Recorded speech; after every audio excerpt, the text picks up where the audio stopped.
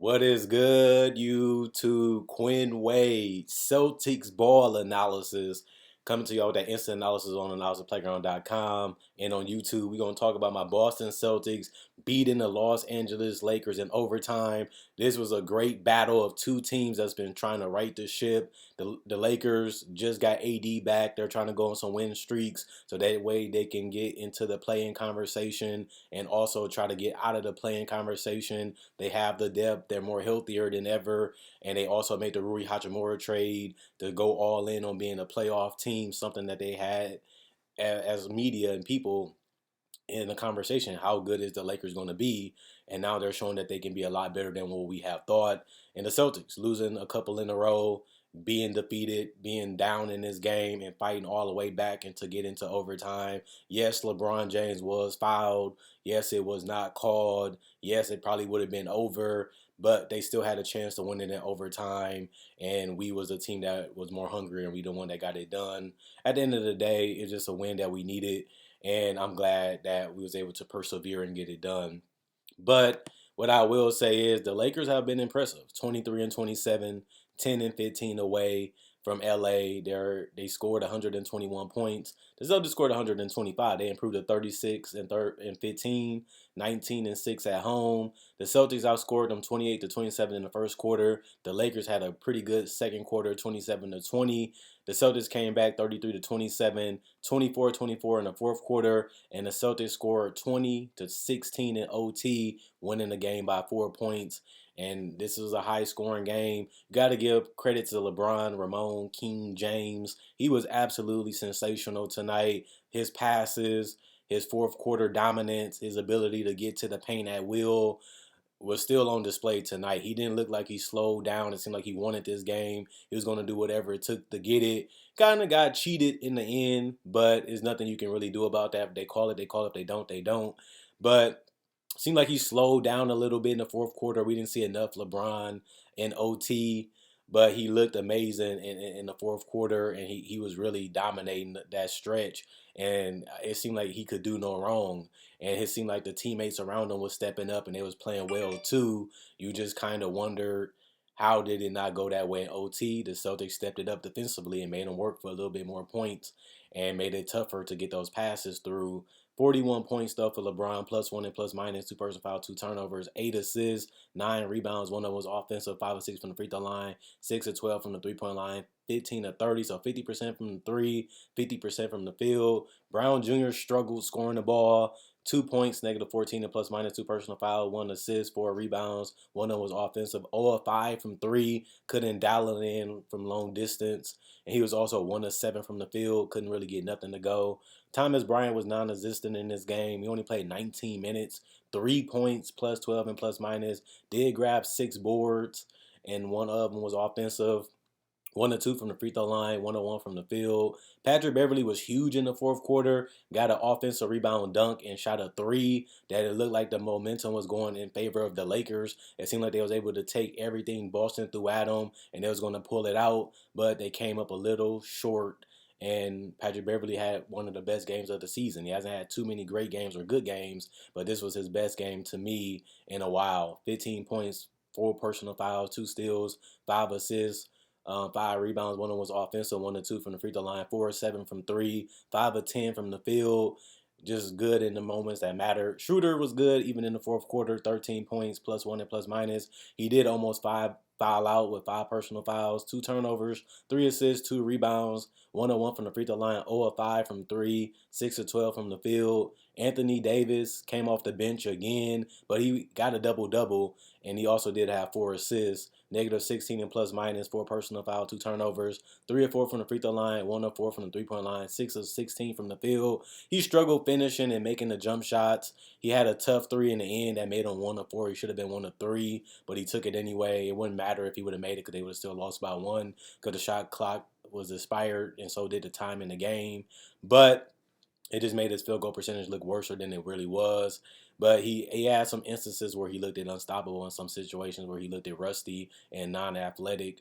6 points for Rui, plus 6 and plus minus, 1 personal foul, 1 assist, 4 rebounds, 0 of 4 from the 3-point line, 3 of 8 from the field. Russell Westbrook had a good fourth quarter, 12 points, negative 10 plus minus, 4 personal fouls, 5 turnovers. He did have 1 steal, 7 assists, 4 rebounds. 2 of them was offensive, which was pretty good because they came in good times. He was 4 or 5 from the free throw line, made them when they mattered, even in the fourth, which they did need. And 0 of 3 from the 3-point line, 4 of 14 from the field, struggled getting to the basket and knocking perimeter shots down. Lonnie Walker contributed 13 points, 1 personal foul, 1 turnover, 1 steal, 1 assist, 3 rebounds, 1 of 3 from the 3-point line, 6 of 8 from the field. He had a pretty decent game. He looked it confident. He looked at it like he knew his game and what he wanted to do out there, which is rare. Sometimes he try to do too much. Sometimes he disappears. But it seemed like he knew that he could have a good impact on this game, and he chose to have one. This was a big game for the whole team. This Celtics-Lakers, one of the biggest rivalries in sports. People say it is the biggest rivalry, and I love seeing it. I feel like they really contributed to that with this game. Gabriel, Toscano, Anderson, Jones, and Christie all did not play coach's decision. 44% from the field as a team, 27% from three, 75% from the free throw line, 47 rebounds, 30 assists, 4 steals, 12 turnovers, 23 personal fouls. Just a great game from the Lakers, and they came short just by a couple of free throws that could potentially won it for them. Grant Williams, 9 points, plus 4 and plus minus. He did foul out with 6 personal fouls, which was unfortunate, especially because we didn't have Marcus Smart either. 1 turnover, 1 steal, 9 rebounds, 1 of 2 from the free throw line, 2 of 3 from three, 3 of 6 from the field. Jason Tatum was pretty good tonight, 30 and 10, plus 3 and plus minus, 3 personal fouls, 6 turnovers, 1 steal. 1 block, 2 steals, 2 offensive rebounds, 11 of 12 from the free throw line, 3 of 10 from the 3-point line, 8 of 25 from the field. He did a good job getting to the basket, shooting some threes. Sometimes he got in his own head and took some tough ones that he didn't have to take, but he ended up taking them anyway, and his field goal percentage plummeted because of it. Tonight, Al Horford, 7 points, -5 and plus minus, 1 personal foul, 3 blocks, 1 key block that we needed, 1 steal that we needed that came in crucial situations, 3 assists, 2 rebounds, 1 of them was offensive, 2 of 2 from the free throw line, 1 of 5 from three, 2 of 6 from the field. Derek White did a good job of penetrating and knocking down threes when it mattered, 14 points, -7 and plus minus, 1 block, 2 assists, 5 rebounds, 1 offensive rebound. 2 of 2 from the free throw line, 2 of 5 from three, 5 of 8 from the field. And Jaylen Brown, 37 points, plus 2 and plus minus. He almost fouled out, which people didn't get. 3 turnovers, 1 block, 1 steal, 3 assists, 9 rebounds for him. 1 of them was offensive. 9 of 11 for the free throw line, 2 of 9 from three. He hit the biggest three that gave us a cushion in overtime. 13 of 23 from the field. Also hit a free throw that was crucial down the stretch in the fourth quarter, and we needed that bucket too, and he was able to come through. He had the best game out of everybody as a Celtic. Hauser, 0 points, 2 rebounds, zeros across the board. Luke Big Cornett, 2 points, plus 8 and plus minus, 2 personal foul. He did have 2 huge blocks, and he also contributed 1 steal, 2 assists. 1 of them was offensive, 2 of 2 from the free throw line. Malcolm Brogdon was huge. I mean, huge off the bench, especially with the 3-point shots and the assists, 4 assists, 2 steals, and also a block. 2 turnovers, 4 personal foul, plus 11 and plus minus, 7 of 8 from the free throw line, 3 of 7 from three, 8 of 15 from the field. Did a good job breaking down the defense and getting to the basket and making layups and floaters and push shots. Peyton Pritchard, 0 points, plus 4 and plus minus, 1 personal foul, 0 of 1 from three, which was only field goal attempt. And Blake Griffin and Jackson did not play coach's decision.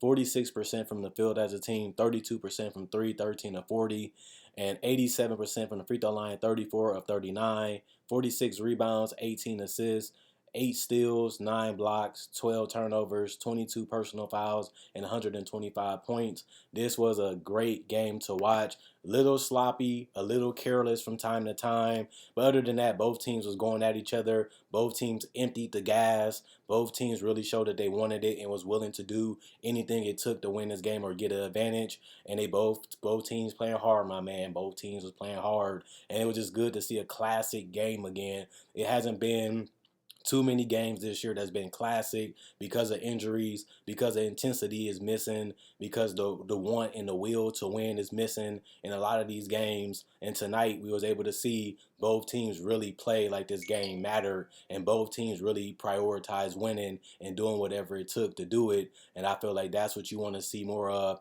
And I was glad to see it tonight, and it was on full display from both teams. And you got to give credit. LeBron looked it phenomenal. It seemed like it was no way to stop him, especially in the fourth quarter, whether it was passing up shots, getting his own shot, or just trying to literally take it to the entire team. He was just absolutely amazing to watch. And the Celtics, Jaylen Brown, just bringing us home in the fourth quarter, looking like that all-star that he has been for the second time in his career. He has put the work in. He has trusted the journey. He has trusted the process to be great, and he looked it amazing and great, and has turned it on against another great team that we needed to beat, not only for ourselves, but to show that we can still beat anybody, even if they bring their best. We're the best team in the league. We're the standard of the league, and everybody has to beat us.